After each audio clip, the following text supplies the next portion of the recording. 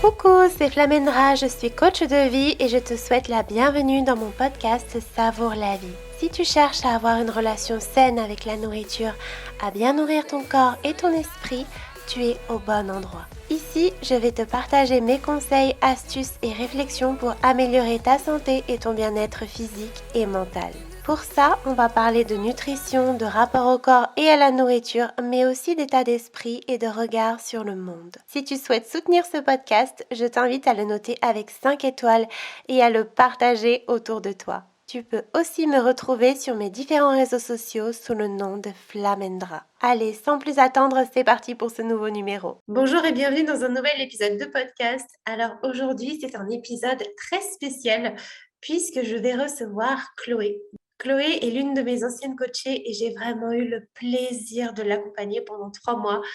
Donc, c'était un truc de fou et franchement, quand je vois tout ce qu'elle nous partage comme pépites dans ce podcast, quand elle nous partage son évolution, sa transformation, parce que c'est ça un coaching, c'est une vraie transformation, c'est un vrai cadeau de vie. Je sais que ça fait peur au départ, mais croyez-moi, pour l'avoir vécu et pour voir mes coachés se transformer, c'est juste un truc de dingue.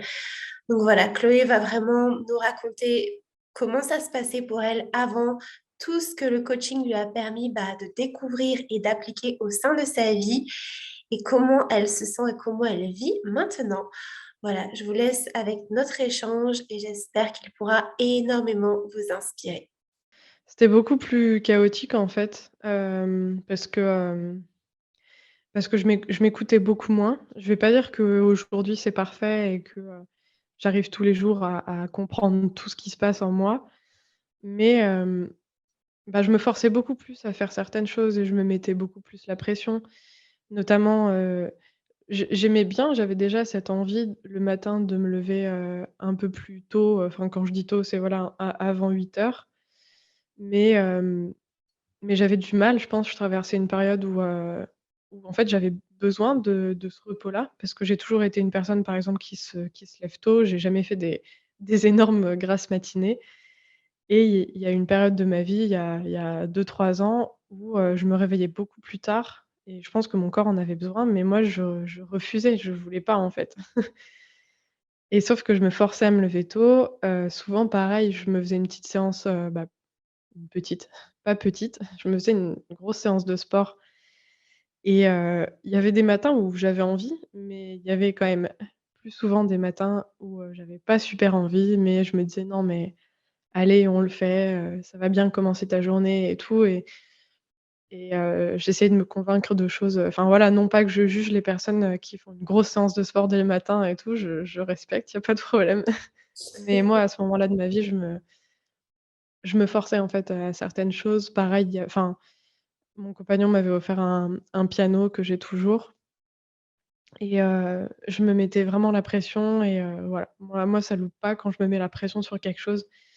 Au bout de, soit quelques jours, soit quelques semaines, je lâche et ça marche plus. Donc ça marchait pas en fait. J'essayais, j'avais déjà cette volonté de me dire: «OK, j'ai envie de prendre, des «bonnes habitudes» entre guillemets», mais je savais pas, quel était le sens de bonnes habitudes pour moi, en fait. Genre, je me disais: «Prendre des bonnes habitudes» au sens commun, au sens large, qu'on voit, voilà, sur les réseaux sociaux et sur d'autres choses, mais pour moi, je savais pas ce que ça voulait dire et du coup, j'essayais, mais ça marchait pas parce que je voulais pas m'écouter. Et là, ouais, après le coaching m'a beaucoup aidée à déjà faire ça, à me dire: «OK, mais sois indulgente et prends ce temps, en fait. Si ton corps, il est pas prêt à ça, c'est qu'il est pas prêt tout simplement et qu'il faut l'écouter et ça viendra un jour et si tu as des envies ça se fera. Non pas ça se fera tout seul, parce que je pense qu'il y a quand même des choses qu'il faut déclencher. Par exemple, voilà, le coaching, pareil, j'aurais pu me dire, toute ma vie: «Oui, mais là, c'est pas le bon moment, je vais déménager, machin». Mais non, il y a un moment, je me suis dit: «OK, là, je le fais». Sans me poser non plus trop de questions, juste je me suis dit: «OK, là j'ai besoin, j'ai envie, donc je le fais». Mais voilà, faut que les envies comme ça, elles viennent naturellement et pas que ce soit en mode: «Ah mais il faudrait que que je le fasse quand même, ce serait bien, enfin voilà. Ouais, c'est ce truc de, je subis et je choisis, en fait. Ou je choisis. Et là, du coup, tu as choisi, tu t'es dit: «OK, je prends une décision et je me lance et j'arrête de repousser, j'arrête de me dire que je peux pas peut-être, que je mérite pas, que c'est pas le moment et j'y vais, en fait». Et finalement, qu'est-ce qui a fait que tu t'es dit: «OK, bah là, je me lance», c'est ce que tu disais tout à l'heure, «j'arrête de me poser des questions». Qu'est-ce que tu ressentais à ce moment-là?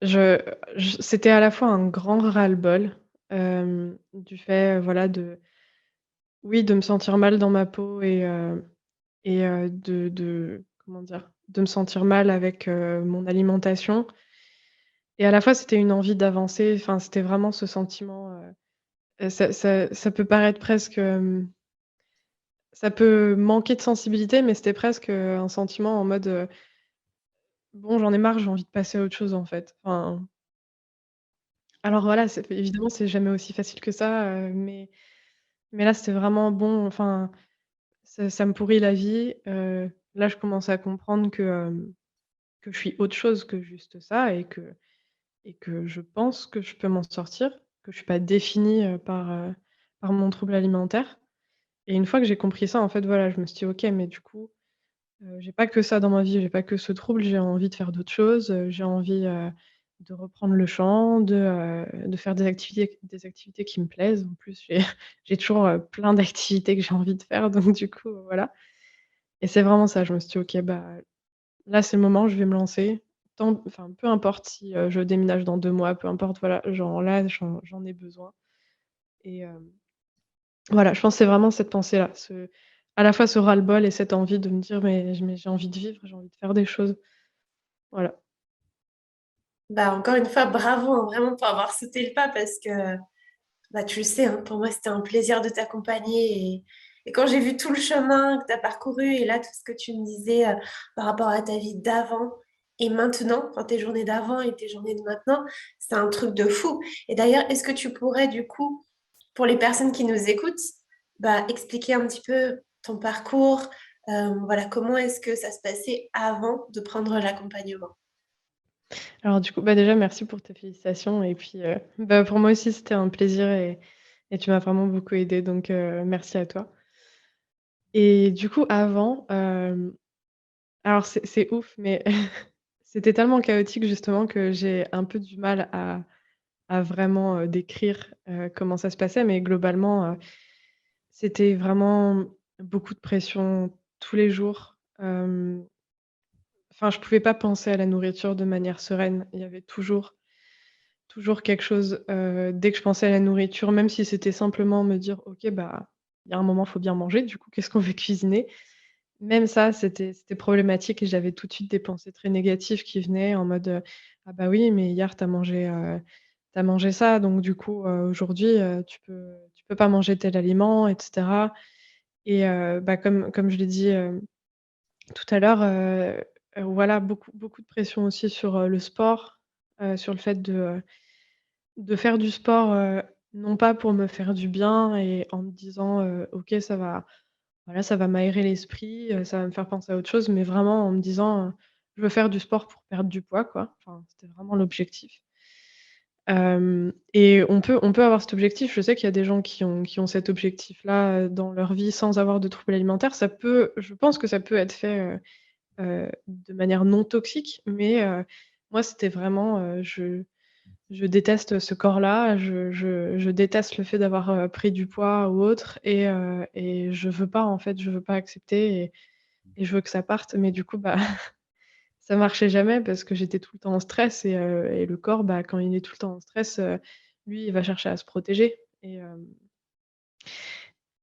voilà, enfin, j'avais vraiment sans en être consciente à l'époque, je le précise parce que voilà, pour les personnes qui vont sûrement écouter, on peut se dire: «Ah ouais, mais du coup, elle avait conscience de tout ça?» genre, enfin, moi, je sais pas, je me rends pas compte.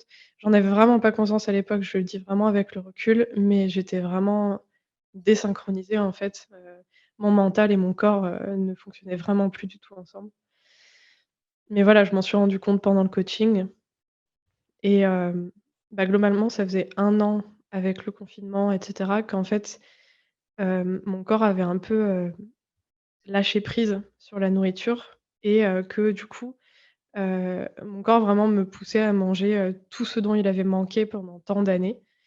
Voilà, tous les aliments interdits, les choses comme ça et bah, pendant 1 an, avec le confinement, mon corps m'a dit: «Bah, stop, j'en peux plus». Enfin, je l'analyse comme ça.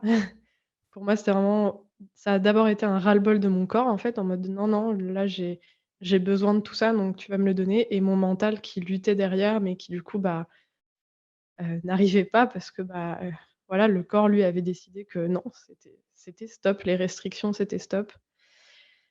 Hem et du coup, ça a été très difficile. À la fois, je pense que c'est ça qui m'a aussi poussée à me dire: «OK, là, si ça se passe comme ça, c'est pas pour rien, donc je vais peut-être, commencer à essayer de comprendre et commencer à essayer de discuter avec mon corps et d'apprendre un peu mieux à le connaître». Mais voilà, ça c'est d'abord passé par, cette année qui a été difficile mentalement, de voir mon corps, changer et cetera.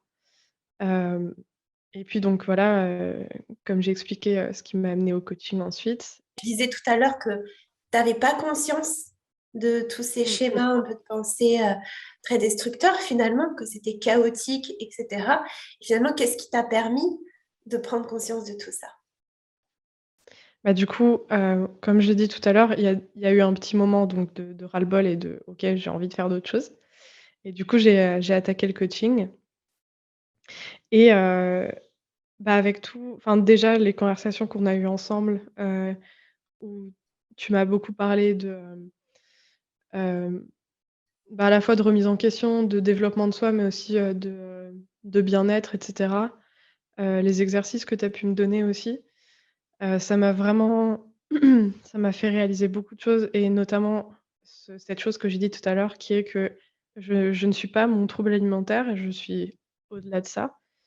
Que c'est quelque chose que j'ai en moi, mais qui va pas me définir, en entier, en tant que personne, que, j'ai voilà, que j'ai d'autres choses que je peux développer et ça, c'est vraiment pour moi, ça a vraiment été la base, en fait, de me dire: «OK, c'est c'est là, c'est quelque chose que j'ai, c'est pas juste moi, donc a priori, je peux travailler avec et c'est quelque chose qui est en moi, donc a priori, je peux aussi apprendre à connaître comment enfin à savoir comment ce trouble fonctionne et cetera. Qu'est-ce qui se passe? Quels sont les déclencheurs et cetera?»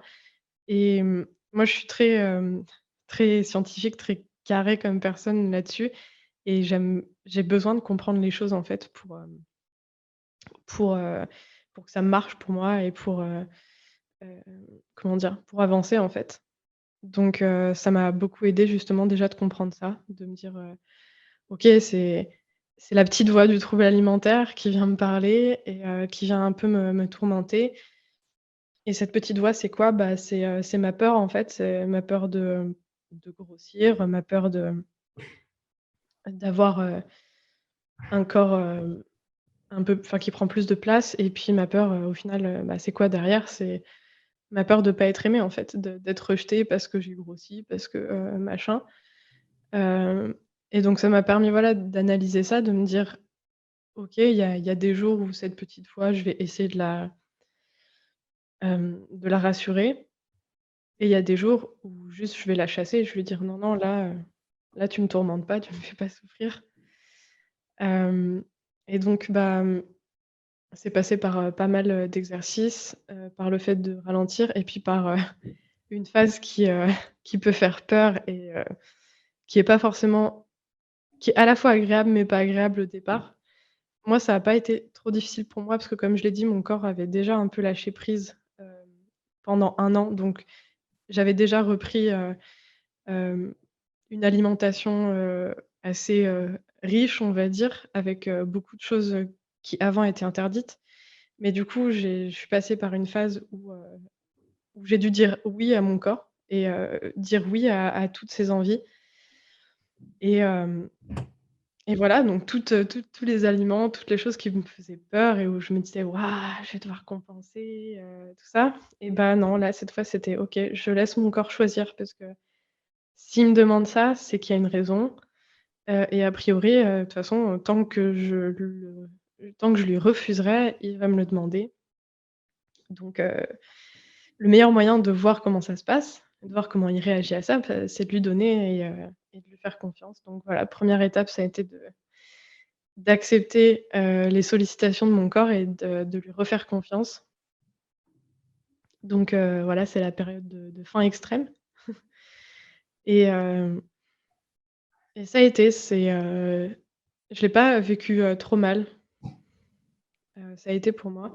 Ça Bah, t'a après, fait c'est du aussi bien? passé par une phase où, bah, apprendre à s'aimer en fait et voilà, au-delà du corps, apprendre à se dire: «OK, mais bah, déjà ton corps c'est ta maison et ton véhicule, enfin il te permet de faire plein de trucs donc déjà faut honorer ça en fait, se souvenir de toutes les fonctions qu'on prend, bah, pour acquises, voilà, le fait de marcher, de voir des beaux paysages, tout ça et dont on a tellement l'habitude qu'on n'en profite plus vraiment en fait. Donc j'ai réappris déjà à me connecter à tout ça. C'était très cool parce que j'avais un parc juste à côté de chez moi, donc aller me balader au parc et regarder la nature, c'était vraiment un truc, précieux pour moi à ce moment-là. Ça l'est toujours, mais différemment et voilà, prendre du temps, pour mon bien-être, essayer de réfléchir à qu'est-ce que je veux dans la vie, et m'accrocher vraiment à pourquoi en fait, pourquoi j'ai envie de sortir de ce trouble-là. J'ai pas envie de dire de m'en débarrasser parce que pour moi, c'est quelque chose avec lequel on vivra toujours d'une certaine manière. C'est pas quelque chose dont on se débarrasse totalement et c'est juste un équilibre à trouver, en fait. Donc voilà, apprendre à vivre avec ce trouble-là et pourquoi, en fait, pourquoi on veut le dompter et parce que voilà, c'est vrai que j'ai pas dit vraiment, explicitement mon pourquoi. C'est que, moi, j'avais beaucoup d'envie, des projets, notamment, de me remettre au chant et de me remettre au dessin qui sont, des grandes passions pour moi et bah, j'y arrivais pas tout simplement. J'y arrivais pas parce que j'avais pas confiance en moi et que les pensées, concernant la nourriture et concernant mon corps prenaient toute la place et voilà, moi, ma motivation, c'était vraiment de me dire: «J'ai envie de me sentir mieux, mais aussi j'ai ces projets-là qui me font envie et j'en ai marre qu'ils soient, en attente». Voilà, enfin moi ce qui est important je trouve, c'est vraiment de se raccrocher à ses envies. Enfin, se reconnecter d'abord parce que, pour s'y raccrocher, faut, d'abord, savoir quelles sont ses envies et pour ça, bah, j'ai dû isoler, plus de moments pour moi. Voilà, le matin avec, une petite routine un peu au final qui ressemble pas mal à celle que j'ai aujourd'hui. Je pense que j'ai gardé ça. Voilà, le matin, on se fait du bien, on se détache, des réseaux sociaux. Voilà, chose très importante aussi que j'ai pas dit, mais moi, je sais que ça m'a beaucoup aidée. C'est une des premières étapes que j'ai fait, me détacher des réseaux sociaux et des comptes qui peuvent être toxiques sans qu'on s'en rende compte. Donc le matin, voilà, prendre du temps pour soi, se prendre un petit moment, de connexion avec son corps, que ce soit par du yoga, de la méditation, des choses comme ça. Moi, je sais que ça, pour moi, ça a pas été facile parce que c'est passer un moment avec son corps et au début, c'est pas la chose la plus agréable, mais ça m'a beaucoup aidée et aujourd'hui, ces moments sont précieux pour moi et j'adore maintenant prendre soin de mon corps, faire une petite séance de yoga ou juste prendre une douche chaude, ça marche aussi. Donc voilà, prendre beaucoup de temps pour soi et écrire. Écrire, ça m'a pas mal aidée aussi, écrire tout ce qui passe par la tête et par le cœur, les 2. Hem, voilà, je vais pas détailler tout ce que j'ai écrit, mais ça peut paraître bête, en fait, parfois. Je sais que moi, un des blocages que j'avais, sur le fait d'écrire, c'est qu'avant, en fait, je me positionnais tout le temps, comme si quelqu'un allait me lire, en fait, comme si je devais écrire pour que les gens lisent. Et du coup, je me suis battue avec mon cerveau pour, dépasser ce truc-là, de me dire: «Non, mais tu écris pour toi, il y a personne à part toi, si tu en ressens l'envie, qui va venir lire, ce que tu écris, donc écris les choses enfin qui te viennent vraiment, sans honte en fait, parce que, bah, c'est pour personne d'autre que toi donc voilà et ça j'ai remarqué, c'est assez ouf mais le fait d'écrire les choses et donc de les sortir de sa tête parce que parfois on se dit: «Oui mais j'ai conscience de tel élément et tout, je sais, j'en ai conscience». Mais vraiment le fait de l'écrire ou de le dire à l'oral à haute voix, ça change vraiment la donne. Je trouve que ça résonne beaucoup plus et ça te donne beaucoup plus d'importance et surtout, bah, bon, quand tu l'as écrit, tu peux revenir le relire après, quoi. Donc ça, c'est chouette. J'écris encore, aujourd'hui, plus autant que pendant le coaching, mais quand j'en ressens le besoin, je sais que voilà, je ça peut être un de mes réflexes quand ça va très mal ou au contraire que ça va bien, que j'ai envie d'écrire des choses. Donc ça m'a pas mal aidée. Hem J'ai aussi eu mon compagnon qui a pu être là pour moi et qui m'a beaucoup épaulée dans ce process-là et qui m'a pas mal encouragée et ça compte aussi en fait de bien s'entourer et et aussi du coup, ça passe par là mais bah, de faire le tri parfois c'est nécessaire. Je sais que moi il y a certaines personnes avec qui je communiquais moins à cette, période-là, hem, donc voilà, s'il y a des personnes toxiques dans votre entourage, ça peut être bien, voilà, pas forcément de couper les ponts parce que, bah, chacun gère ses liens, mais en tout cas de s'éloigner, pendant cette période, quoi, parce que c'est assez important de penser vraiment à soi et voilà et on va dire qu'aujourd'hui, enfin, petit à petit, en fait, sans que je m'en rende compte, à force de faire tout ça, toutes ces petites choses, de me reconnecter à mes envies, voilà, de me remettre au dessin et cetera, au chant, et bah, petit à petit, j'ai pensé beaucoup moins à la nourriture. C'est pas venu d'un coup. C'est vraiment venu petit à petit et il y a des moments où on se dit, «Mais quand est-ce qu'en fait, quand est-ce que j'y penserai moins? Quand est-ce que, je vais arrêter de manger plein de choses?» En fait, faut juste genre pas se demander quand et pas, c'est vraiment difficile sur le moment parce qu'on se pose vraiment cette question. On se dit: «Mais c'est quand?» Mais juste en fait, ça va venir en fait et c'est différent pour tout le monde. Moi, je sais que j'ai pas encore un équilibre parfait. Je pense que personne n'a un équilibre vraiment parfait. Ça m'arrive encore d'avoir des moments où j'ai des émotions fortes qui viennent et du coup, mon cerveau, bah, va penser à la nourriture parce que, bah, mon cerveau a associé pendant tant d'années le fait de se réconforter avec de la nourriture que ça, par exemple, ce réflexe-là, ça va pas partir tout de suite et c'est normal. Juste, je le sais, j'en ai conscience. Du coup, quand il y a des moments où je sens que vraiment c'est ce dont j'ai besoin et qu'il y a rien d'autre, qui va me faire du bien, je dis: «OK, bon, bah, vas-y, on va prendre un bout de chocolat». Genre voilà, ça va pas me tuer, quoi. Et il y a d'autres moments quand je sais que ça peut être, d'autres choses, des angoisses, voilà, de la peur de me lancer, par exemple, la peur d'aller dessiner, d'aller chanter, je me dis: «OK, non, bah, soit tu fais autre chose, genre tu vas te promener, soit, soit tu te lances, tu affrontes ta peur et tu te lances». Alors pareil, c'est pas si simple que ça, mais du coup, en fait, vraiment petit à petit, mon rapport à la nourriture, il s'est apaisé et et puis surtout, j'ai commencé à retrouver des sensations, et ça vraiment, ça a été pour moi une petite célébration, en fait, déjà, 1re sensation que j'ai retrouvée, c'est la faim.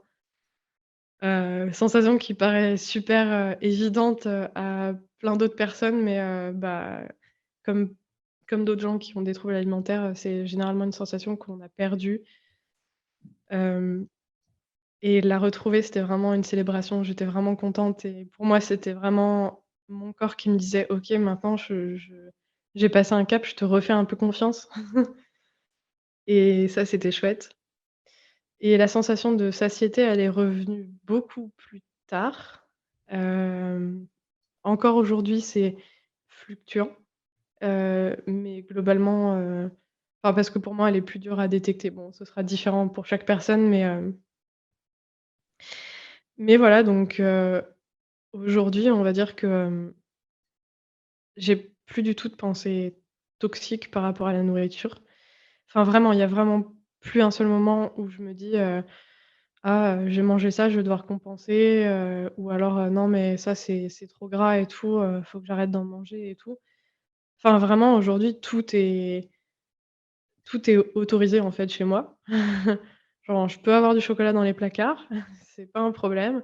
Je peux avoir, voilà de la crème dans mon frigo si, j'ai prévu de faire une recette avec de la crème ou voilà, enfin et surtout en fait ça me torture plus l'esprit. Je suis plus en train de me dire, «J'ai du chocolat dans le placard et tout», alors que je suis en pleine journée de travail, enfin juste j'y pense pas parce que, bah, mon corps il a enfin ce qu'il veut, et il a enfin retrouvé un équilibre. Il sait en fait qu'il y aura plus de famine, que je vais plus le priver, comme avant et du coup, bah, juste, il m'accorde le fait de pouvoir penser à d'autres choses et de penser à la nourriture, bah, juste, quand il en a besoin, quand il a besoin de manger et que j'ai besoin d'énergie et cetera mais enfin, c'est une vraie libération et ça me fait même bizarre d'en parler parce que comment dire? Ces pensées toxiques par rapport à la nourriture, elles viennent vraiment plus me torturer l'esprit et du coup, voilà, enfin, c'est comme si enfin, non, c'est un peu maladroit de dire ça, mais presque comme si elles avaient jamais été là. Juste, j'ai l'impression de voilà, de manger, comme tout le monde, entre guillemets. C'est bizarre, c'est pour le coup, c'est une sensation enfin, que j'ai du mal à décrire, mais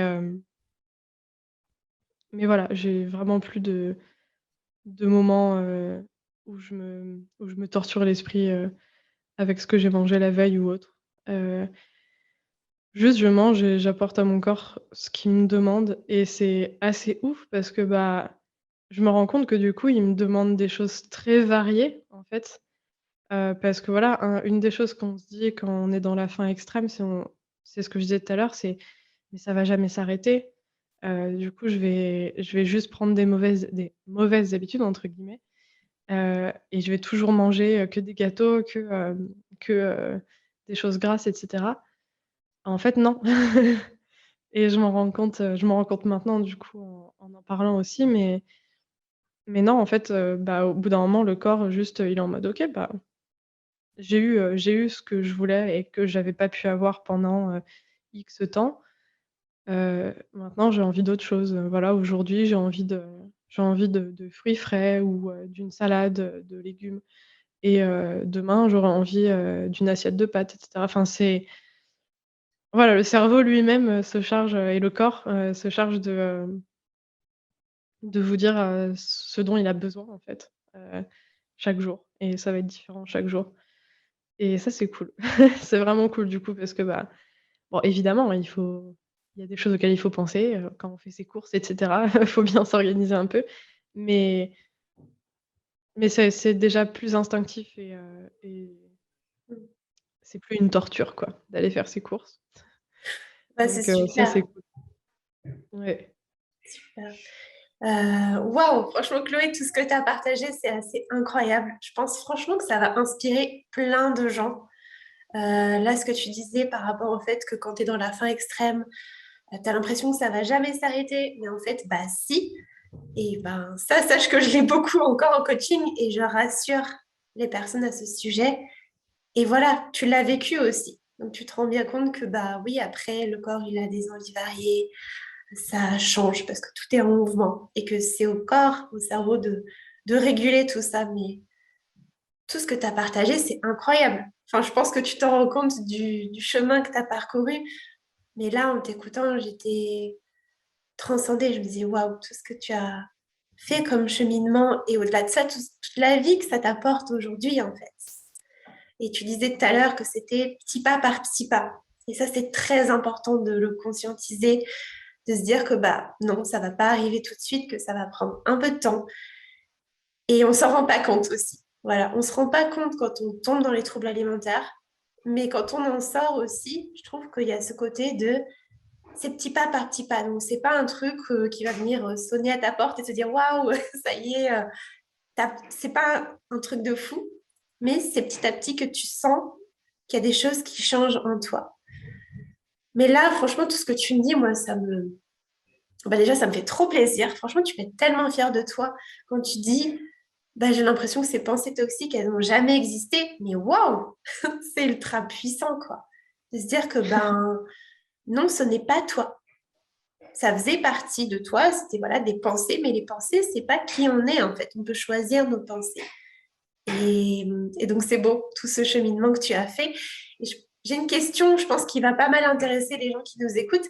Qu'est-ce qui t'a finalement le plus aidé dans le coaching à bah, changer cette situation où finalement bah, tu avais des pensées pour la nourriture du matin au soir, où tu avais cette relation compliquée avec la nourriture? Bah, je dirais qu'une des premières choses qui m'a vraiment aidée, en fait, c'est d'avoir quelqu'un, du coup, quelqu'un qui a vécu, la enfin, quelque chose de similaire et qui a eu des troubles alimentaires et qui puisse me rassurer, en fait, et me conseiller. Ça, c'était vraiment la première chose, et ensuite, ouais, comment dire? Le plus gros travail et le plus important, c'était vraiment d'apprendre à m'aimer, voilà, au-delà de mon corps, au-delà de mon trouble. Parce que voilà, on n'a pas encore parlé du corps. Je pense que j'aurais aussi des choses à dire là-dessus. Mais, voilà, apprendre à s'aimer au-delà de ça et de voir qu'en fait, on a, heu, on a de la valeur, on sait faire des choses, et ça, c'est hyper important et ça m'a vraiment beaucoup aidée. Donc, voilà, et puis, les petits moments où on se reconnecte à son corps, voilà, comme j'ai dit, qui sont pas forcément hyper agréables au début, mais qui pour moi sont nécessaires en fait. Mais voilà, ouais, et voilà, sinon première chose, d'avoir quelqu'un en fait, qui puisse, te Ouais, conseiller, te rassurer. effectivement, je pense que ça fait du bien, ne serait-ce que d'en parler sans se sentir jugé, sans avoir peur. Enfin, moi, vraiment, j'essaie toujours de construire cet environnement, cette atmosphère où tu te sens bien, où tu n'as pas peur de dire les choses. Et au-delà de ça, tu es comprise. Voilà, parce que j'ai vécu tout ça. Donc, pour moi, c'est hyper important de te montrer que ce que tu vis, bah, déjà, tu n'es pas la seule. Voilà, vous n'êtes pas seule à vivre ça. Sachez-le. Et surtout, bah, on peut s'en sortir. Je pense que là, franchement, Chloé, tu vas inspirer mais des tas de personnes et c'est ça qui est génial. Et oui, par rapport au corps, c'est ça, en fait, tout part de l'amour de soi.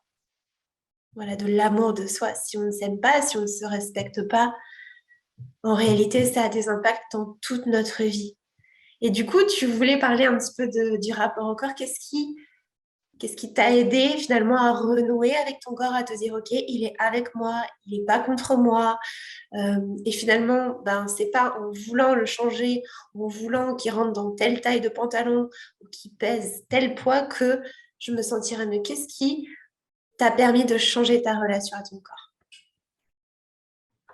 Il y a plusieurs choses. Déjà, je voulais juste vite fait revenir sur le fait d'avoir, enfin, en fait, comment dire?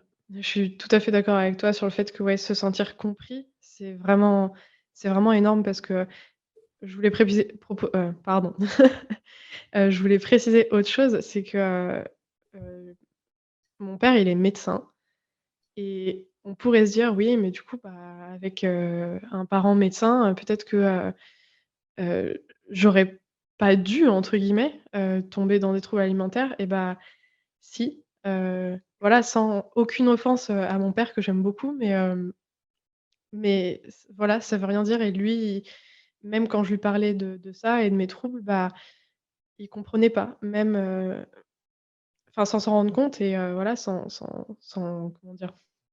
Sans mauvais sentiment, mais il avait du mal à comprendre, et du coup, malgré tout, avoir quelqu'un qui a vécu ça, ou qui, dans une certaine mesure, se rend compte de l'impact et de tout ce que ça crée, en fait, à l'intérieur comme dégâts, c'est vraiment, ça change vraiment la donne. Enfin, je sais qu'on peut ne pas s'en rendre compte et on peut avoir tendance à minimiser ce qu'on vit aussi, quand on en parle à des gens qui qui comprennent pas ou qui vont dire, «Oh mais tu non mais tu sais dans la vie, ça fluctue».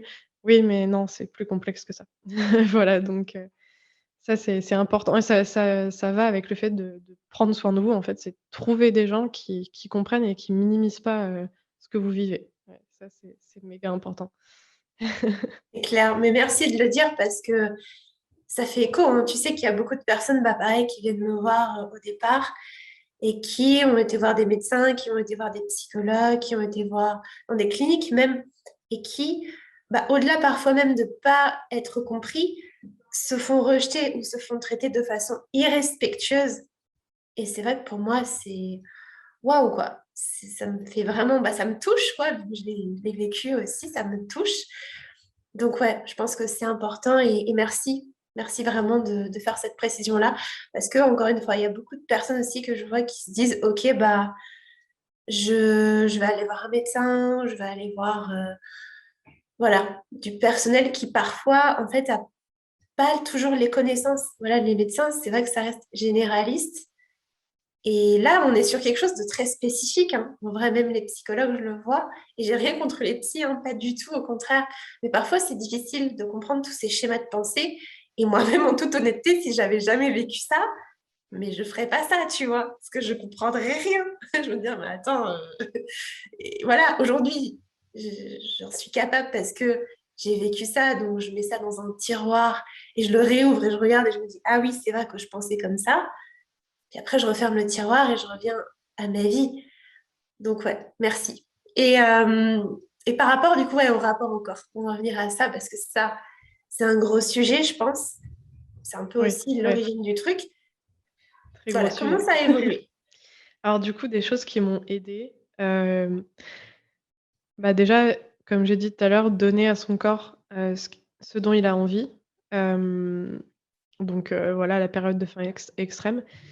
Mais je sais que voilà, c'est pas forcément, le truc qui aide le plus au début. Moi, ce qui m'a beaucoup aidée, et bah, c'était tout simplement d'aller faire du shopping. Ça peut être différent pour d'autres personnes et moi, je sais que me racheter des vêtements qui me vont et que j'aime, dans lesquels je me sente bien, pas uniquement des vêtements dans lesquels, je me dis, dans la glace: «Ah, ça me fait une taille fine» ou «Ça me fait, tel truc». Juste des vêtements dans lesquels je me sens bien, que je trouve jolis et cetera.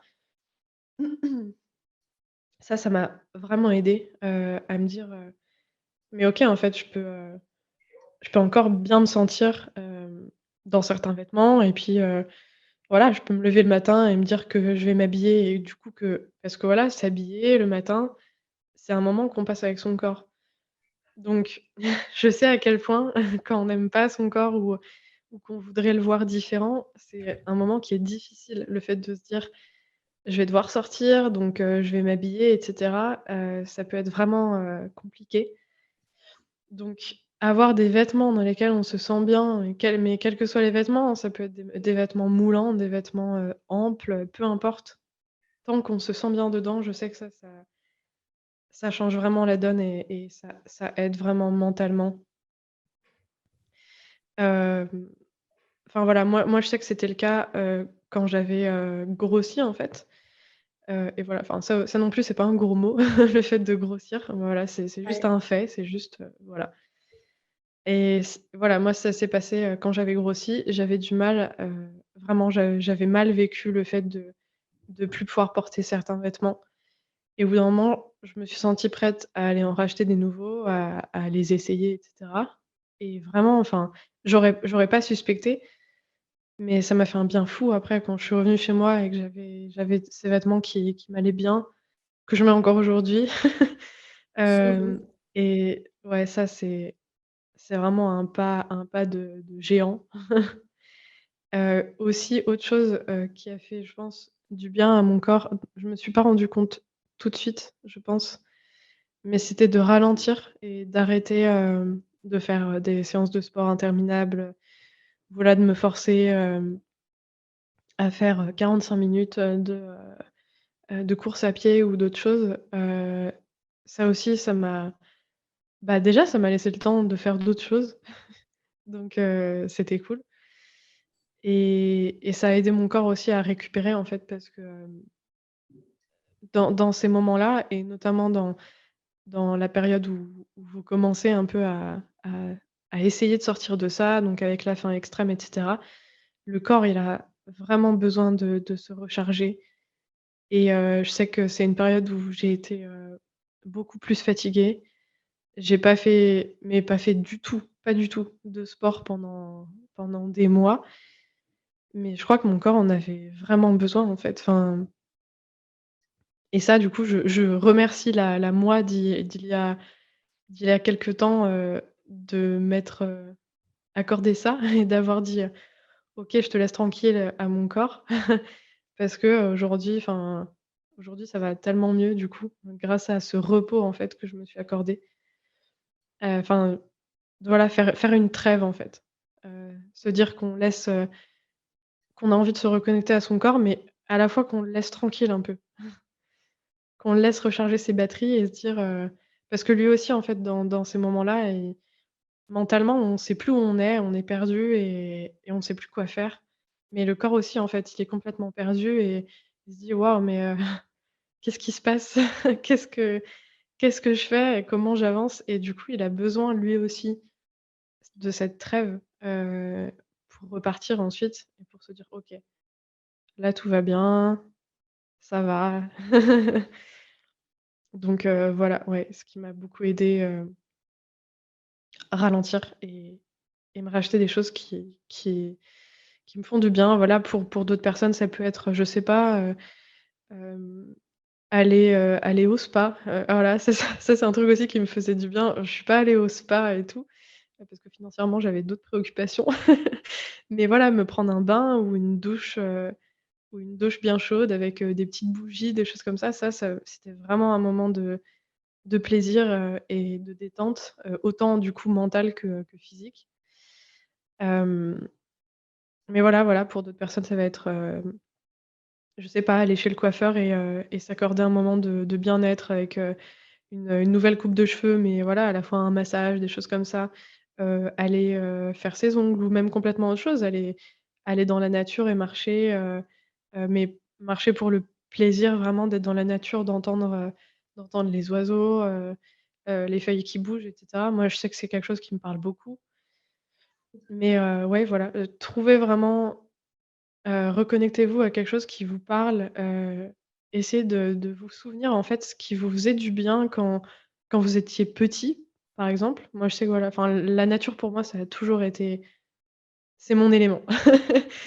C'est quelque chose dont j'ai Ouais. besoin et voilà, donc mais voilà, si vous essayez de vous souvenir de ce dont, vous raffoliez, en fait, avant les troubles alimentaires, mais même encore plus loin quand vous étiez petit, bah, généralement enfin, ça va cliquer, dans votre tête et ça peut déjà être un bon point de départ pour se dire: «OK, ça je me souviens que j'adorais, quand j'avais tel âge et cetera donc bah, allez, je peux retenter, peut-être que ça va me ramener, des bonnes sensations, des bons souvenirs et cetera». Voilà. J'adore. Je pense que ça va vraiment résonner chez toutes les personnes qui nous écoutent. Et comme tu le dis, effectivement, c'est de se reconnecter aussi à ce qu'on faisait avant, quand on était petite. Parce que souvent, c'est ça, en fait, quand on fait ça, on se rapproche de qui l'on est à la base, avant tous ces conditionnements, avant tous ces, ben voilà, il faut tel corps, il faut manger ci, il faut manger ça. Parce que quand tu es enfant, en fait, tu es très intuitif, beaucoup plus que quand tu grandis, où tu as tout ce conditionnement de, ah bah truc, il a fait comme ça, donc je vais faire pareil, ah bah bidule, il a ça, donc ça doit être ça. Voilà, il y a tous ces schémas-là hein, à déconstruire, donc c'est des super conseils que tu donnes et par rapport aux vêtements, euh, c'est top de le voir comme ça. Je sais que tu pourras peut-être répondre par rapport à ça, mais parfois j'ai des personnes que j'accompagne et leur peur, c'est de se dire, ok, mais si je m'achète des nouveaux vêtements, c'est que bah je m'avoue vaincue, tu vois. C'est comme si je me laissais aller. Ah bah mon corps, du coup, je l'abandonne. Ça part en cacahuète. Et pareil avec ce C'était truc. exactement ma pensée.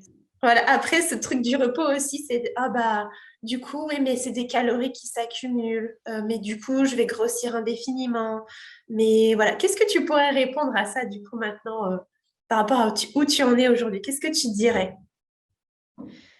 Alors du coup, cette pensée, de se dire: «Ah oui, mais si je m'achète des nouveaux vêtements, c'est la» moi, c'était vraiment cette pensée, c'est la porte ouverte au fait de grossir indéfiniment. Si je m'achète des nouveaux vêtements là, qui vont du coup être, de taille plus grande, que ceux que j'avais avant, dans quelques mois, ce sera quoi? Ce sera encore la taille du dessus et cetera. C'était vraiment la pensée que j'avais et heu et en fait, bah non. J'ai envie de dire, en toute honnêteté, vous pouvez pas savoir et vous pouvez pas prévoir de toute façon. Oui, peut-être que vous allez encore, grossir un petit peu, hem, mais il y a un moment où votre corps, bah, après enfin, votre corps et votre cerveau, a priori, ils font les choses quand même pour, être en bonne santé et fonctionner bien, correctement. Donc, non, on grossit pas indéfiniment. Moi, je sais que là, bah, j'ai atteint un poids où, je grossis, plus, enfin, je suis à un poids stable, il y a pas de problème et je fonctionne bien.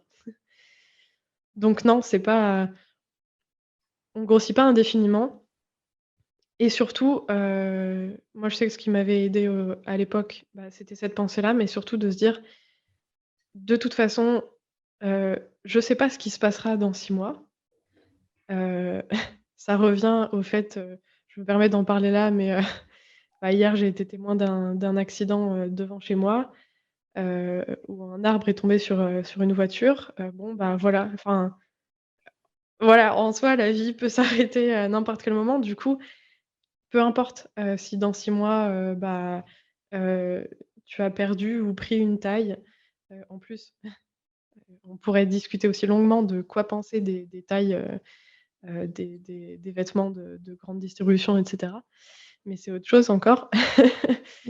Mais du coup, peu importe parce que là, à l'instant présent, bah, heu, il y a aussi qu'il faut bien s'habiller et être à l'aise, en fait. Et c'est ça qui compte, c'est vraiment le moment présent.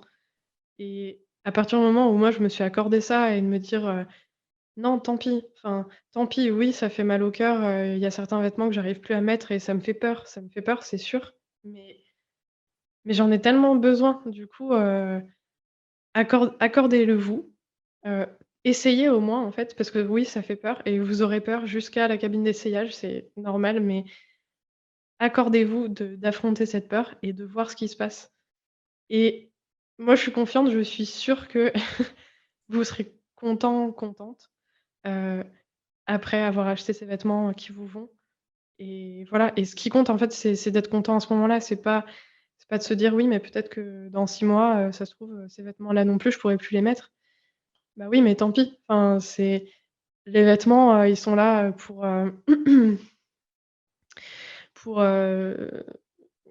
nous honorer nous-mêmes et honorer notre corps. On n'est pas là pour «honorer les vêtements» entre guillemets. Ils sont là pour, nous aller à nous et on n'est pas fait pour nous, rentrer dedans et se modifier et cetera pour rentrer dedans. Heu, je sais à quel point ça peut être frustrant parce que, bah, la mode, enfin la fast fashion d'aujourd'hui, produit des vêtements qui sont, hem, tous enfin souvent de même forme et cetera et bah, qui sont pas forcément adaptés, voilà, parce que, bah, des formes de corps, il y en a autant que de personnes. Donc je sais que ça peut être frustrant, mais c'est chouette quand même, voilà. Enfin, c'est chouette. Tout simplement, faut se raccrocher à cette pensée qu'avoir des vêtements à sa taille et dans lesquels on est bien, c'est chouette. Donc peu importe de ce qui se passera demain ou autre. Voilà, moi je sais que c'est ce qui m'a vraiment aidée.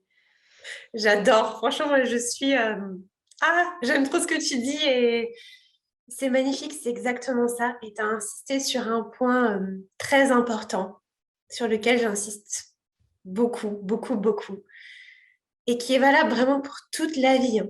Parce que c'est vrai que ce que je partage en coaching, en tout cas de mon point de vue, ce sont des enseignements que tu peux appliquer à toute ta vie, qui peuvent transformer toute ta vie. C'est pas juste ton rapport à la nourriture et ton rapport au corps.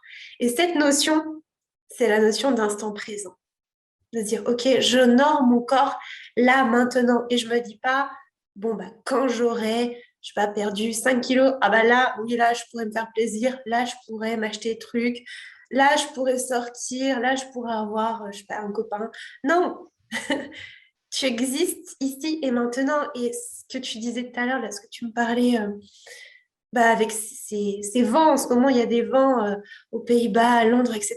Ça provoque bah, voilà, des personnes qui meurent. Et c'est de se dire, OK, on est fragile, en fait. On est fragile dans le sens où la vie passe, en fait. Et à quel point est-ce qu'on est prêt à se dire, OK, bah, je passe à côté de ma vie parce que je me concentre sur des choses futiles, hein. Franchement, je pense que maintenant, tu seras d'accord avec moi de dire que te concentrer sur un ventre et te réduire à ça ou à un nombre ou à une taille de vêtements, c'est vraiment réduire qui tu es, mais aussi réduire toute ta vie, en fait. C'est réduire le champ des possibles. Et voilà à quel point est-ce que je me dis, OK, bah, je passe voilà, à côté de mon existence, à côté de plein de choses pour mettre ça au centre. Et si je décide de mettre ça au centre, bah oui, ça va prendre toute la place dans mon esprit. Mais du coup, si ça prend toute la place dans mon esprit, ça va prendre toute la place dans ma vie. Et si ça prend toute la place dans ma vie, bah, j'ai plus de place pour autre chose. Est-ce que c'est ce que tu disais au début là, de ce podcast, que tu avais plein de projets et que c'était ton pourquoi et que tu avais envie de faire des choses et au-delà de ça, de te sentir bien. Et c'est, je pense, en se reconnectant à ça, en se visualisant, en se projetant, en se disant, OK, qui j'ai envie d'être en fait? Qui j'ai envie d'incarner? Quelle journée idéale j'ai envie d'avoir? Et ça, tu m'en parlais tout à l'heure en off voilà, de tes journées d'avant et de tes journées de maintenant. Et aujourd'hui, bah, c'est un plaisir pour toi de te lever, voilà, d'avoir du temps le matin pour toi, sans les réseaux sociaux, d'être connecté à ton corps, d'être connecté après, de kiffer aller travailler. Et le soir, bah, pareil, d'avoir aucune pression, de plus te mettre la pression pour aller faire ce sport, en fait, qui te faisait pas du bien. Mais c'est un truc de fou. Enfin, franchement, je pense que là, encore une fois, ça va inspirer beaucoup de personnes. Donc, C'est clair. merci de partager Je tout voulais ça. aussi pardon. Merci à toi. Je voulais aussi parler d'autres choses par rapport au corps, qui pourront en rassurer, je pense, certains et certaines parce que, bah, voilà, là, on parle aussi de tous les côtés positifs et tout, mais évidemment que non, c'est pas tout rose et que tout ne sera pas réglé, en quelques mois et cetera et que c'est un travail de tous les jours. Mais je voulais aborder plusieurs points pour rassurer un peu. Alors, premier point déjà, c'est que, bah, comme vous l'avez entendu, j'ai un compagnon et il était avec moi, bien avant que je prenne du poids et j'ai pris du poids pendant qu'on était ensemble et il m'aime toujours autant et voilà et on a une relation, normale, qui a évolué, comme toute autre relation et ma prise de poids n'a absolument pas influencé, le regard qu'il pouvait porter sur moi. Donc voilà, ça je sais que ça peut rassurer. Y compris, avec, mes parents et mes collègues, de travail. Je parle des parents parce que je sais que c'est parfois quelque chose, d'important. Moi-même, j'ai pas eu des relations, très sereines avec mes parents pendant longtemps et pourtant voilà, bah, je leur ai expliqué en fait ce qui se passait pour moi, en étant complètement détachée aussi du regard qu'ils pouvaient avoir dessus. En mode, je leur ai exposé, pardon. Je leur ai exposé ce qui se passait pour moi et comment, je le gérais et voilà, ils m'ont juste au final j'étais étonnée moi-même. Je m'attendais à me faire juger ou autre et en fait, bah, pas du tout. Heu et hem et concernant les collègues de travail, bah, quand j'ai déménagé aux Pays-Bas, une grosse angoisse, que j'avais parce que, heu, voilà, en fait, le point le plus compliqué pour moi, par rapport à tout ce trouble alimentaire et je pense pour tout le monde, c'est le rapport au corps. Heu, mais après je pense que ça, c'est aussi un problème un peu qu'on peut tous avoir, qu'on ait des troubles alimentaires ou pas, le rapport au corps, ça peut être compliqué à tout moment de la vie.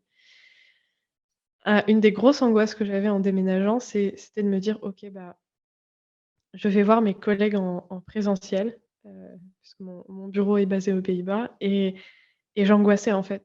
Je me disais: «Mais je vais aller au bureau avec ce corps, mais comment on va me regarder? Je vais pas être séduisante. Alors voilà, c'est j'ai aucune honte de le dire, mais ça peut être complètement, débile ou enfin, on s'en fiche en soi de séduire ses collègues, mais je sais que ça peut être une pensée qui est quand même là malgré nous.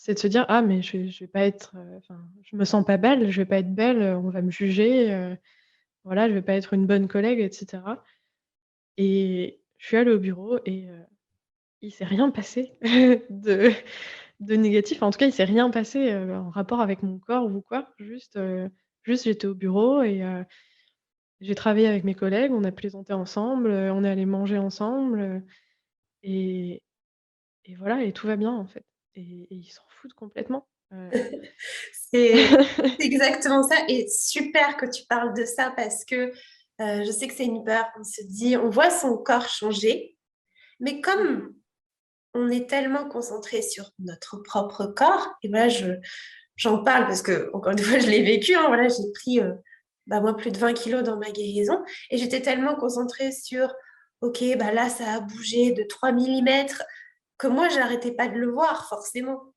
Mmh mh. Et le truc, c'est de se dire: «OK, vous, plus vous vous concentrez sur quelque chose, plus ça grandit dans votre esprit, plus vous ne voyez que ça». Mais les autres, ils sont pas concentrés sur vous. Ils sont concentrés sur eux, en fait, sur leur vie, sur leur, peut-être même sur leur corps, hein, voilà, sur leurs propres problèmes, sur leurs trucs de tous les jours. Et en vrai, voilà, ça va être cash ce que je veux dire, mais ils s'en foutent. Ils s'en foutent, ils s'en battent les steaks de, bah voilà, est-ce que ton ventre, je sais pas, il est plus gonflé que la veille? De toute façon, qui va venir soulever ton t-shirt et checker et dire, ah bah là, Chloé, bah dis donc, ton ventre, il est plus gonflé que la veille, hein. Ouh là là, t'es pas une bonne collègue, je vais pas venir t'en parler. Non, C'est ça se passe pas comme ça. C'est important de le remettre dans le contexte parce que oui, quand tu complètement. vis un trouble alimentaire, bah, tu es tellement concentré sur certaines parties de ton corps, tu vois tellement que ça, que tu en oublies le reste. Tu en oublies le reste. Et effectivement, tes collègues, bah, ils sont là pour qui tu es, dans toute ton entièreté, dans tout ce que tu as à amener, sûrement pour ton humour, pour tes compétences, pour plein de choses, pour tout ce que tu as à partager en fait, et pas pour ton poids, pour tes cuisses, pour tes fesses ou autre.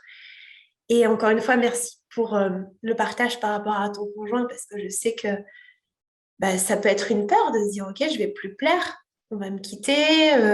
Et ça, c'est vraiment réduire sa valeur à bah, une taille, à une apparence, à... Mais la personne n'est pas là pour ça. Euh, je sais pas si toi, ça te l'a déjà fait, mais moi, ça me le fait très souvent. Parfois, je vois des photos d'hommes qui sont considérés comme étant beaux par la société, mais comme je vois juste la photo, bah, ça m'attire pas forcément en fait. Ce qui va attirer, ce qui va faire que deux personnes vont se lier, c'est une personnalité, c'est un tout. C'est pas juste une photo, c'est pas juste une Mmh apparence. mh. Effectivement, il y a ce truc aussi de la pensée de OK, est-ce que je suis assez séduisante? Est-ce que je suis assez bien? Et ça, c'est bah, la validation des autres. OK, je veux être validée, je veux être sûre que ce que je fais, c'est bien selon les autres. Mais au fond, ce qui compte, c'est toi, c'est que tu te plaises à toi. Et c'est ce que tu disais avec les vêtements. Bah, te dire, OK, je me sens bien là, ici et maintenant, et je le fais pour moi, en fait.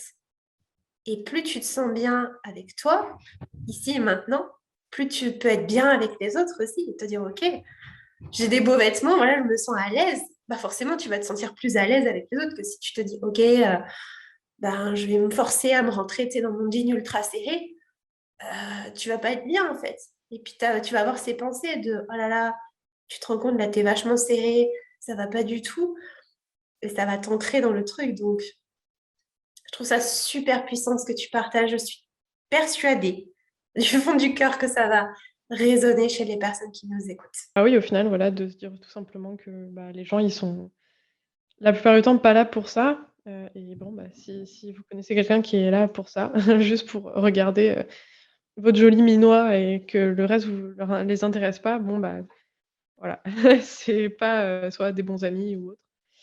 C'est Mais, ça.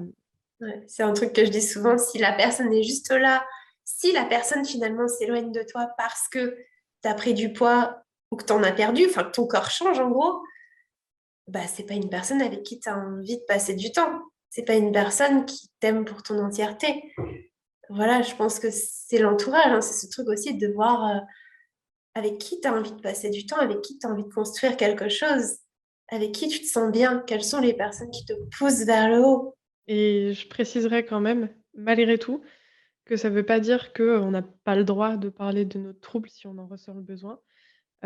Notamment dans le cadre du travail, parce que, enfin, moi, je sais que c'est quelque chose que je trouve important de normaliser, mais que ce soit tous les troubles mentaux, qui puissent exister, qu'on puisse en parler, dans le cadre du travail. Parce que je trouve qu'il y a aussi un peu un tabou, c'est un autre sujet, mais voilà, je précise que moi, je sais que c'est quelque chose que j'ai eu besoin de faire, d'en parler, à mon travail parce que, bah, ça pouvait impacter, mon humeur, ça pouvait impacter mon quotidien, notamment pendant le coaching où, bah, on fait beaucoup d'efforts, on fait beaucoup enfin, il y a beaucoup de changements et j'ai eu besoin d'en parler, que ce soit à mon patron, à ma RH et tout et aussi à certains collègues. J'ai eu besoin de dire: «OK, bon, bah, voilà, je traverse ça, ça m'appartient, mais ça peut expliquer qu'à certains moments voilà, soit j'ai un rendez-vous, soit je suis un peu moins bien et cetera». Et il y a pas de problème. Enfin, moi, je sais qu'il y a pas eu de problème et les personnes à qui j'en ai parlé ont totalement respecté ça. J'ai même, la RH à qui j'en ai parlé sur le coup, je lui ai dit: «Oui, j'ai des TCA» et après j'ai mis entre parenthèses, j'ai précisé parce que, bah, tout le monde ne sait pas, ce que ce sigle veut dire et elle m'a dit: «T'inquiète pas, je connais très bien» et en fin de compte, on a pu échanger parce qu'elle-même a traversé, bah, des troubles alimentaires et voilà, je m'y attendais pas donc en fait, si vous ressentez le besoin, voilà, c'est pas une obligation, mais si vous ressentez le besoin d'en parler, surtout ne vous bloquez pas parce que vous pourriez être surpris aussi. Trop intéressant ce que tu partages là, parce que je pense que la plupart des personnes se diraient faut cacher ça, faut cacher, j'ai honte. Et pareil, cette peur du jugement, cette peur de ah, mais si je le dis, je vais perdre mon travail aussi, ou les gens vont me regarder différemment. Je pense qu'il y aurait vraiment ça comme peur qui viendrait. Et déjà, bravo pour ton courage, parce qu'encore une fois, je pense que c'est pas dû à tout le monde, voilà, d'oser en parler. Et je pense que c'est important. C'est aussi pour ça moi, que je fais ce que je fais, que là, on enregistre ce podcast, c'est parce qu'il y a besoin. Et tu vois, t'en as parlé, finalement, ça a été super bien accueilli. Enfin, ok, les gens, ils ont compris, quoi. Et au-delà de ça, ça touche aussi plus de personnes que ce qu'on peut penser. C'est juste que c'est tabou que bah voilà, il y a de la honte, il y a de ce truc de je veux le cacher. Mais au fond, c'est une libération que d'en parler, que de dire ok, bah là, il se passe ça dans ma vie. Ça veut pas dire que je suis faible, ça veut pas dire que voilà que je suis anormale, non, pas du tout. C'est juste que j'expérimente ça. C'est une partie de ma vie. C'est une partie de ma vie qui apprend beaucoup de choses. Parce qu'avec le recul, je sais pas ce que tu en penses, mais tu te rends compte que ça, en fait, enfin, moi, je le considère aujourd'hui comme un cadeau de la vie. C'est-à-dire que ça m'a appris beaucoup de choses sur moi, beaucoup de choses sur la vie, euh, sur plein de choses. Et ça m'a permis de me construire. Donc, c'est aussi Mmh. ça. C'est aussi voir long terme et de se dire, ben, je vais au-delà de ma peur. Je m'autorise à dire les choses. Et voilà, comme tu dis, c'est si on en ressent le besoin, il n'y a aucune obligation. On n'est pas là pour vous dire quoi faire, ou qu'est-ce qu'il faut faire, qu'est-ce qu'il ne faut pas faire. Pas du tout. Mais juste pour Oui, dire, voilà, ça peut être une possibilité. oui, au final, c'est enfin, tous les exemples ou tous les conseils qu'on peut donner, c'est plus, bah, libérez-vous en fait, affrontez vos peurs, libérez, délivrez. C'est vraiment ça, c'est plus, Ouais. trouver ce qui vous parle et ce qui vous permet justement d'être libéré. Justement, bah, pour revenir sur le fait d'en parler, dans le cadre du travail, enfin, j'en ai parlé parce que je sais que voilà, à quel point ça peut être délicat pour certaines personnes et au final, bah, moi j'en ai parlé à plusieurs moments avec plusieurs collègues différents et notamment, à un moment avec, 4 collègues dont une qui, au final, était concernée aussi. Donc on a pu, échanger et elle a pu enfin on a eu un échange constructif et 2 autres qui, eux, ne connaissaient même pas, enfin ne savaient pas du tout, comment ça se passait, que ça existait et cetera et du coup, on en a discuté. Bon après, voilà, j'étais assez à l'aise aussi, avec moi et avec mon avancement pour en discuter, plus amplement. Mais voilà, au final, les gens quand ils connaissent pas, en tout cas, voilà, ces collègues-là, il y avait pas de souci, on en a discuté et ils ont appris quelque chose ce jour-là aussi. Donc carrément. Franchement, ouais, c'est Ça chouette. permet ouais, d'éveiller aussi les consciences. Bon, c'est pas le but, hein. Le but, c'est toujours de vous demander si vous, ça vous ferait du bien au fond de vous. Mais oui, Voilà, chacun vit sa réalité, hein. Il y a des gens, les troubles alimentaires, c'est quoi ce machin? Voilà, ça sort c'est ça. d'où, quoi. Je veux dire, enfin, moi, c'était ça avant de tomber dedans. On m'aurait parlé de ça, j'aurais dit, mais qu'est-ce que c'est que ce truc, quoi? Donc, ouais. Et pour terminer, Chloé, parce que ça fait longtemps qu'on parle déjà, encore une fois, bravo et merci. Là, ça vient du cœur parce que tu as partagé des pépites. Mais au-delà de ça, bravo pour tout ton parcours de vie, de qui tu es aujourd'hui.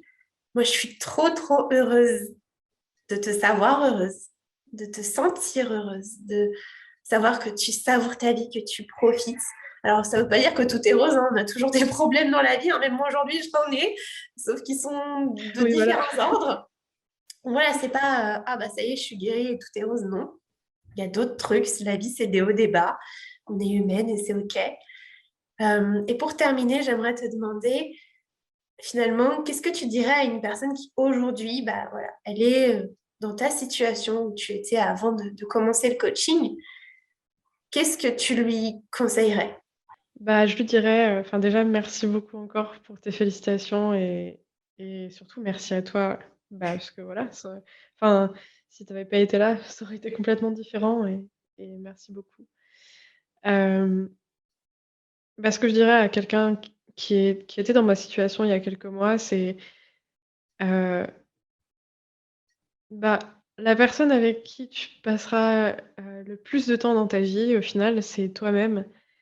Du coup, prends soin de toi et surtout accorde-toi de la valeur, accorde-toi du crédit. Peu importe, ce que peut te dire ton entourage, et peu importe, voilà, ce que tu as pu vivre, là, la personne la plus importante pour toi, heu, c'est toi.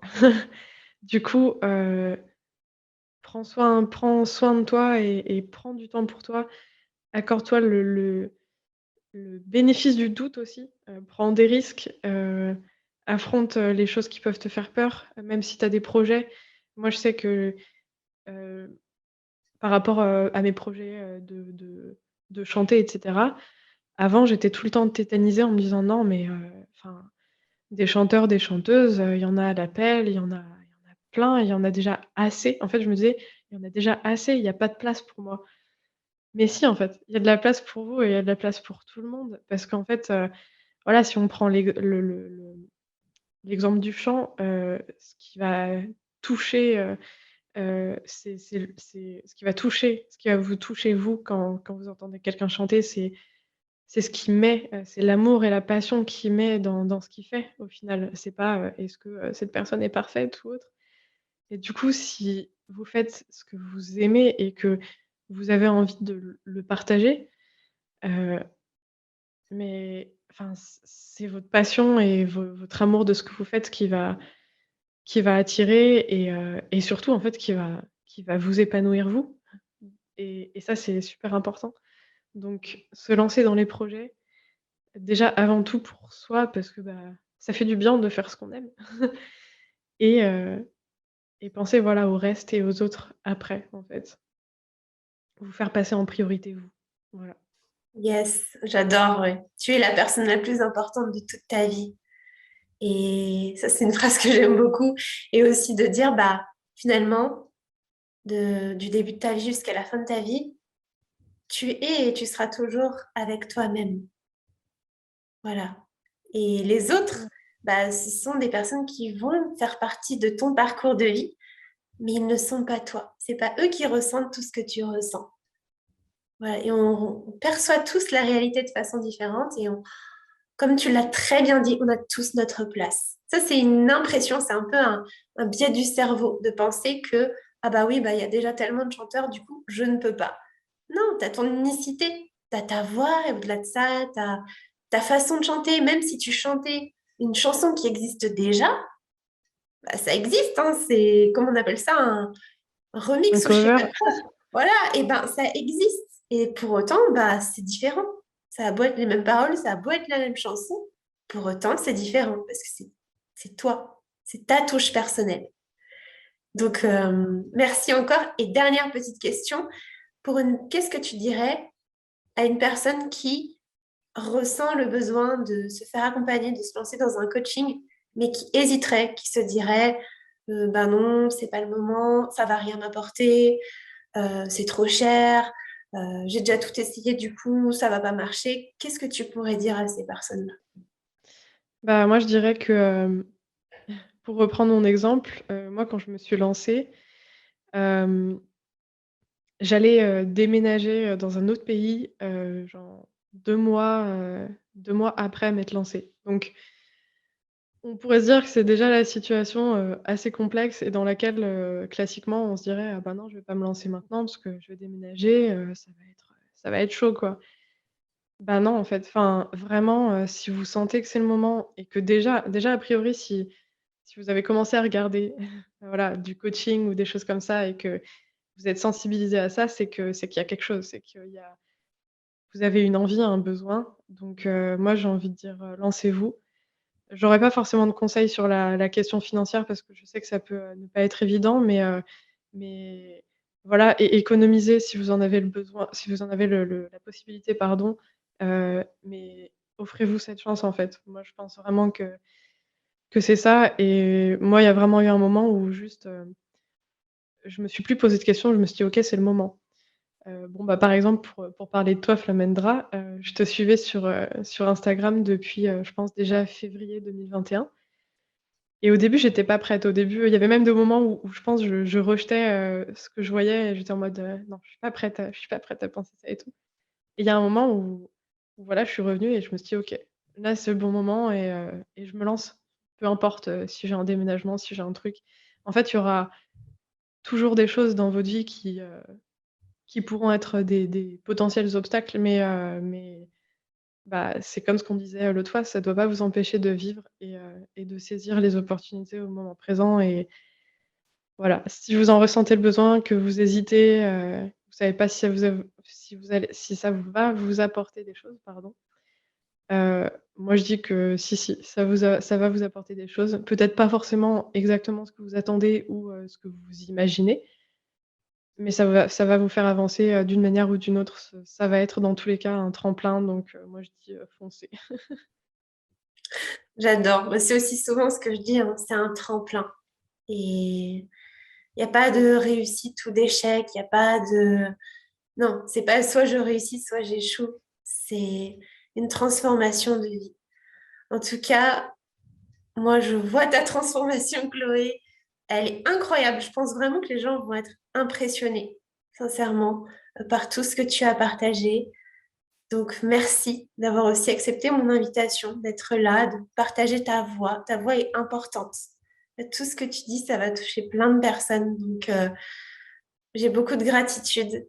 J'ai aussi beaucoup de gratitude de t'avoir accompagné, que tu te sois lancé, que tu te sois dit oui. Parce que c'est ça aussi, se lancer dans un accompagnement et c'est se dire oui. Et comme tu l'as dit, bah, parfois, au départ, on est un peu dans le déni, on rejette. Et il y a un moment où on le ressent. On se dit, ah ouais, il y a un truc là, ça m'appelle. Et même moi, encore aujourd'hui, hein, quand je fais appel à des coachings pour mon entreprise ou pour mon développement personnel, parce que j'adore, ben, je le sens en fait, ça m'appelle. Je me dis, yes, j'ai envie d'y aller. Même si j'ai peur, hein. Mais la peur, ça disparaît pas en 2 secondes. Donc, merci du fond du cœur, Chloé. C'était un magnifique échange. Est-ce que tu aurais un À dernier mot toi. peut-être? Et bah, du coup, mon dernier mot, c'est, une phrase que toi tu m'as dite à un moment et je t'avais dit qui a beaucoup résonné en moi, que j'ai notée parce que je l'ai trouvée très parlante. C'est, «Si tu veux quelque chose que tu n'as jamais eu, il va falloir faire quelque chose que tu n'as jamais fait» et je saurais pas expliquer, mais c'est une phrase qui me parle beaucoup et je pense qui peut résonner pour d'autres personnes donc voilà, juste, lancez-vous. Moi-même, si on m'avait dit il y a 1 an qu'aujourd'hui, j'en serais là, j'aurais dit: «Mais n'importe quoi» et aujourd'hui, bah, j'en suis là quand même donc enfin, ça peut être possible pour plein d'autres personnes donc ouais, lancez-vous. Magnifique. Ben, encore merci, Chloé, du fond du cœur. De Merci mon beaucoup. côté, je vous souhaite une très belle journée, soirée, selon quand vous allez nous écouter. Et je vous dis à très bientôt dans un nouvel épisode du podcast Savoure la vie.